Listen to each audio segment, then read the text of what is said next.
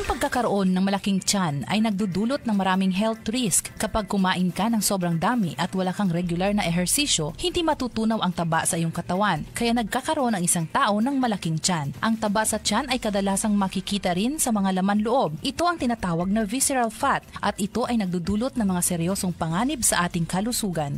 Ito ay maaaring magdulot ng sakit sa puso, type 2 diabetes, high blood pressure, mataas na kolesterol, hirap sa paghinga. Ang mga taong may malaking tiyan ay may mas mataas din na risk ng premature death o maagang pagkamatay. Para matulungang lumiit ang tiyan at maging healthy muli, kumain ng healthy na pagkain tulad ng prutas, gulay at whole grains. Bawasan ang pag-inom ng mga matatamis na inumin. Bawasan ang pagkain ng matataba, maalat at mamantikang pagkain. Magkaroon din ng regular na ehersisyo upang makatulong sa pagtunaw ng taba sa tiyan.